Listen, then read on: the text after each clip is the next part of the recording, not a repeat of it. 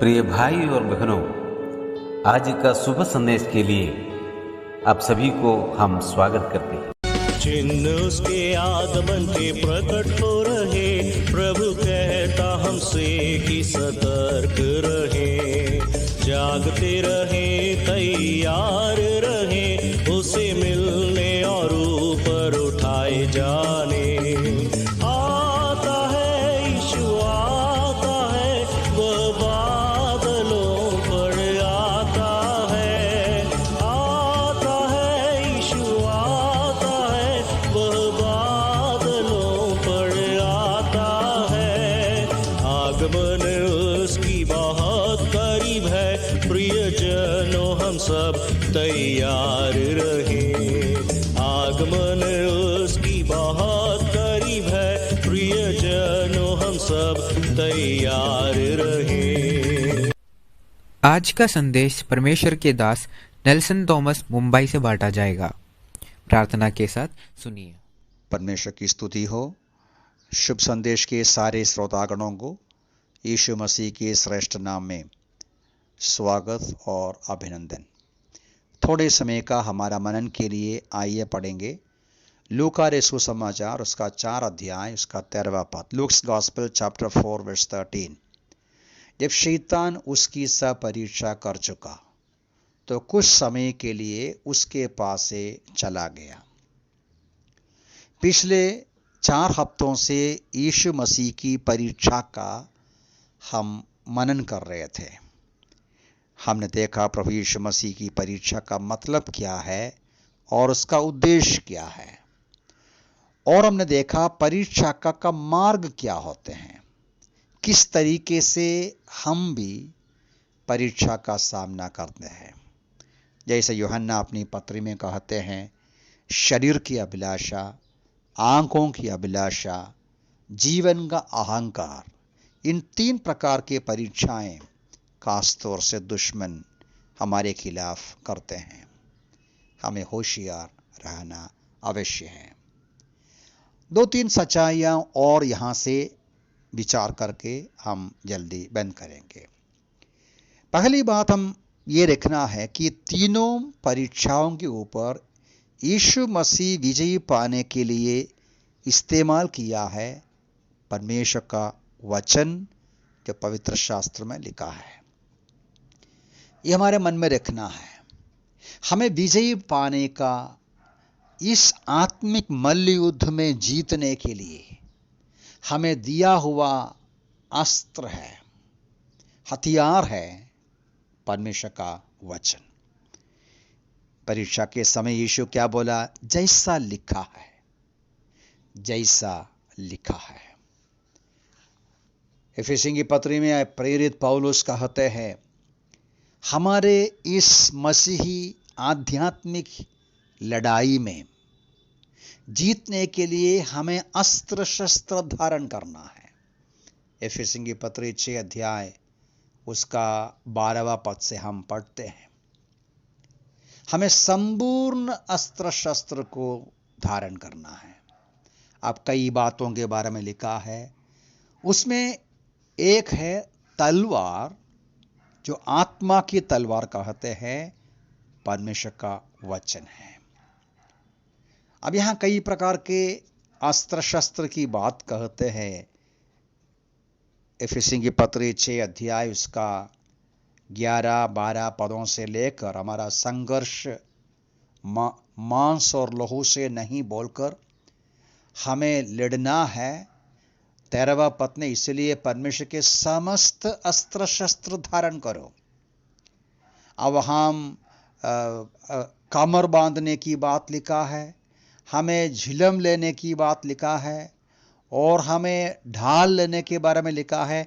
बाकी सारा जो अस्त्र शस्त्र है बचाव का अस्त्र शस्त्र है। केवल एक ही हथियार है आक्रमण करने के लिए, दुश्मन के ऊपर हमला करने के लिए। वो परमेश्वर का वचन है जो आत्मा की तलवार कहा गया है। ये हमारे मन में बराबर रखना है।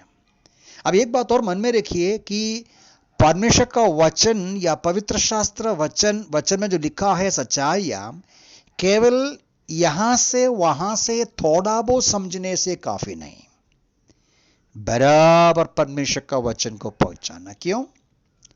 क्योंकि जब यीशु मसीह वचन को कोट किया, शैतान भी कोट किया, बोला वैसा लिखा है, तुम कूद लो, दूत लोग संभालेंगे, वैसा तो लिखा है। शैतान परमेश्वर का वचन को कोट करते हैं, जानते हैं, लेकिन वो निकालते हैं, वो मोड़ते हैं, मोड़ कर अपनी पसंद की बात में करते हैं। इसलिए भी हमें संभालना पड़ता है। क्या संभालना पड़ते हैं?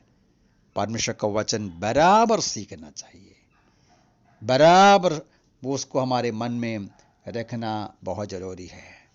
भजन संहिता लिखने वाला 119वां भजन का 11वां पद में ऐसा कहते हैं, तेरा वचन को मैंने अपने हृदय में संचित किया है कि तेरे विरुद्ध पाप ना करूं।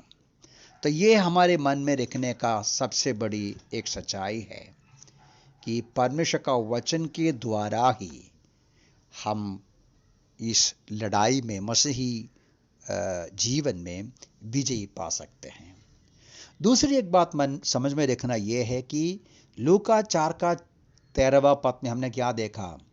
शैतान परीक्षा किया यीशु का, हार गया, और वहां क्या लिखा है? ये मत्ती में नहीं पढ़ता, लूका ही लिखता है इस प्रकार, परीक्षा कर चुका तो कुछ समय के लिए उसके पास से चले गया।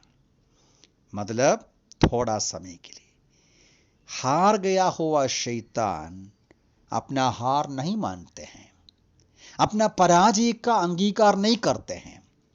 इसलिए हम देखते हैं सुसमाचार में प्रभु यीशु मसीह के पीछे पीछे और भी वो गया।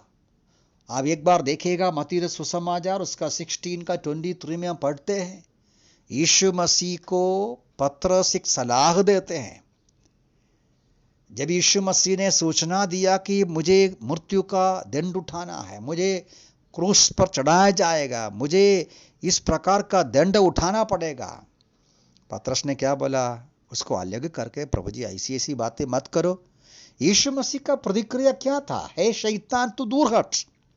इसका मतलब यीशु मसीह के खिलाफ, यीशु मसीह की योजना को रोकने के लिए शैतान पतरस को इस्तेमाल कर रहा था।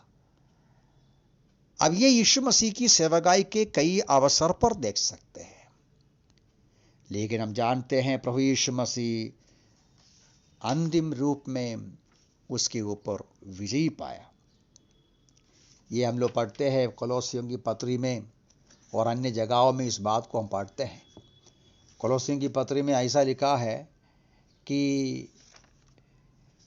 कोलोसियों की पत्री 2 अध्याय उसका 15 पद में लिखने वाला ऐसा कहते हैं, उसने प्रधानों अधिकारियों को उसके द्वारा निरस्त कर दिया, तब उन पर विजय प्राप्त करके उनका खुल्लम खुल्ला तमाशा कर दिया। प्रभु यीशु मसीह कलवरी के क्रूस पर मृत्यु को सह लिया, शैतान के ऊपर विजय कर रहा था।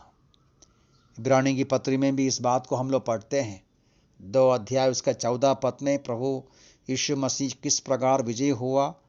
बच्चे मांस और लहू से सकभागी है, लहू में सकभागी है, तो आप ही उसी प्रकार उनमें सकभागी हो गया कि मृत्यु द्वारा उसको जिससे मृत्यु पर शक्ति मिली है, अर्थात शैतान को शक्तिहीन करें और उन्हें छुड़ा ले जो मृत्यु के भय में जीवन भर दासत्व में पड़े थे।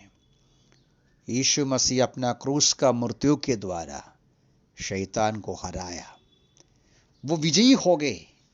शैतान को खुल्लम खुल्ला तमाशा कर दिया, सबके सामने उसको हराया मृत्यु के द्वारा। तो इसलिए हम पौलुस कहते हैं अन्य जगहों में, कुरिन्थियों की पत्री में खास तौर से वो कहते हैं कि धन्यवाद हो मसीह के द्वारा विजयोत्सव के जुलूस में हमारी अगुवाई देते हैं, हमारे द्वारा अपने ज्ञान की मधुर सुगंध हर जगह फैलाते हैं। यीशु मसीह में हमें विजय है क्योंकि वो शैतान को हराया है। तो इसलिए इन बातों को हमें मन में रखना है, इन 3 बातों को भी। क्या है वो 3 बातें? नंबर 1, विजय प्राप्त करने के लिए परमेश्वर का वचन को इस्तेमाल करना है, हृदय में वचन को संचित करना है। दुश्मन हार गया तो भी वो अपना हार को नहीं मानते हैं, आज भी हमें गिराने का प्रयास करते हैं।